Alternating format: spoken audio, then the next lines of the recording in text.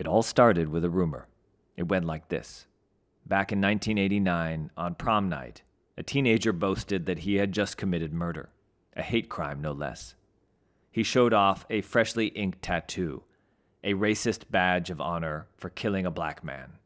Or so the rumor went. The authorities didn't take it seriously until 2004, when 2 federal agents began looking into it. But here's the thing. Unlike almost every other murder case, in this case, agents had a suspect, but no idea who the victim was. This is the story of Deep Cover, the Nameless Man, hosted by Pulitzer Prize-winning journalist Jake Halpern. It's also the story of a family searching for answers about why their brother was killed. These 2 storylines collide in a courtroom in Philadelphia, where murder, memory, and morality go on trial. Listen to Deep Cover, The Nameless Man, wherever you get your podcasts, and check out this preview from the show. I've been a journalist for 25 years, and there's this little ritual that I do at the end of every interview. When it works, it shakes everything up, creates a bit of chaos. I call it the Hail Mary of questions.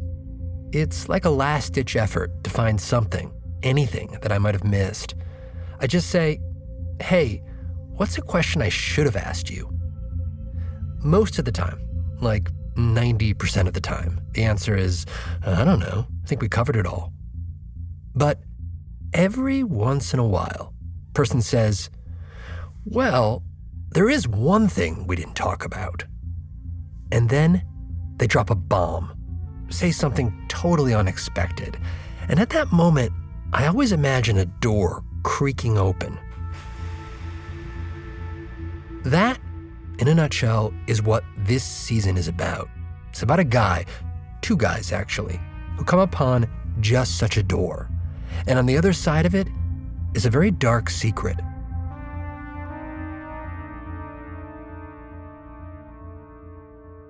These 2 guys were federal officers. One of them was an FBI agent based in Delaware named Scott Duffy. And Scott, he has his own version of the Hail Mary question. One of the things that I will routinely do is there anything that we should be looking at that could be investigated that we're not looking at? Back in 2004, Scott posed this very question to a woman named Patricia Miller.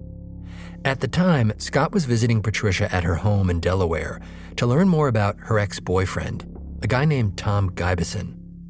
There had been some rumors that Tom, her ex, was plotting to go after a local cop, and the FBI had asked Scott to look into this, to do a so-called threat assessment. Scott didn't get that much out of this interview with Patricia, but before leaving, he tossed out his Hail Mary question, and that's when she told him about the murder.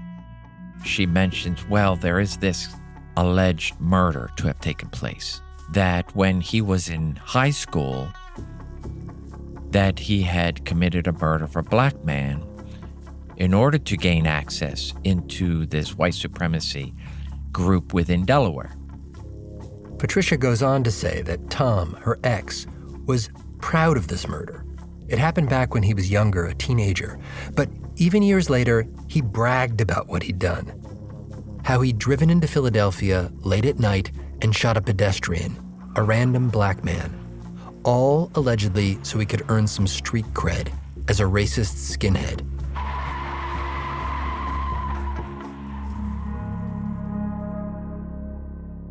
Scott pressed Patricia for details.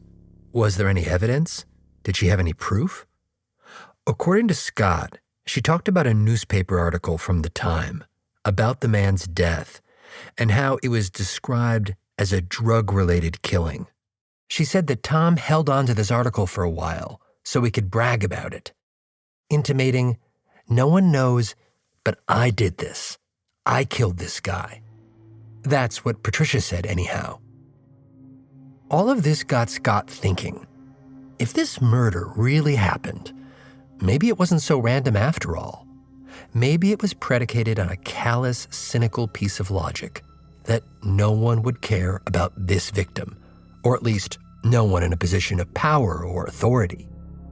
If there's no evidence and there's no witnesses, no cameras, so let's move on. And that's what Tom would be banking on. And just be a drug deal gone bad. That bothered me.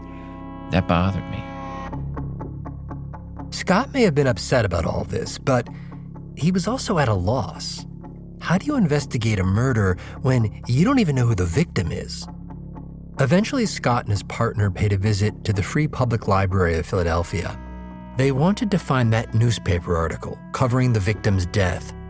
Scott recalled Patricia saying it was in the Philadelphia Inquirer. They felt like if they could just somehow get a hold of that article, it might answer so many questions. In other words, would this give us a name?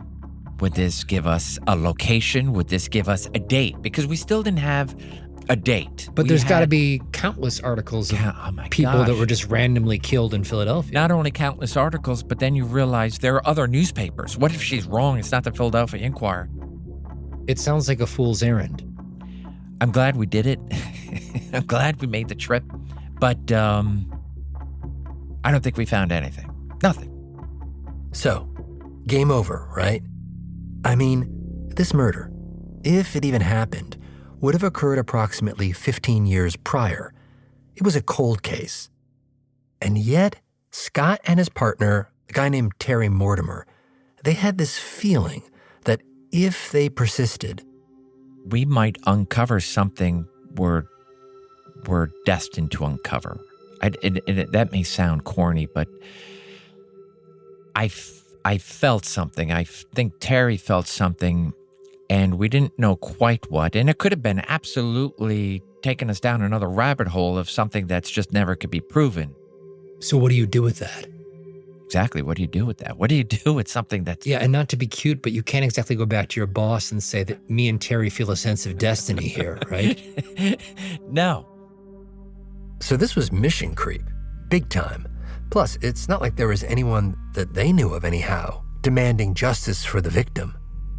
Terry and I could have easily said, we're done. Let's walk away. Nobody's going to be calling us to say, hey, Terry and Scott, do you have any updates for us? You know, we're waiting. We haven't heard back from you. That was missing. But is somewhere in the back of your head, are you imagining that, like, there's a mother or brother who's trying to understand or figure out what may have happened to their loved one that was left for dead? I think that aspect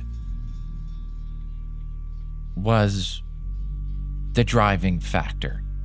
We couldn't just leave it alone. Somehow it was making sense that Terry and I were put together for this very reason of solving this hate crime, this murder that took place on the streets of Philadelphia because somebody was black, that we felt like we had a duty to this person, and somehow this person was drawing us. And that's it. You can almost hear it, the door creaking open. This is a story about what happens when two guys uncover a clue about something terrible, something evil, a crime for which there has been no justice, and they have nothing to go on. They don't have a victim, don't have a body, don't even have a name.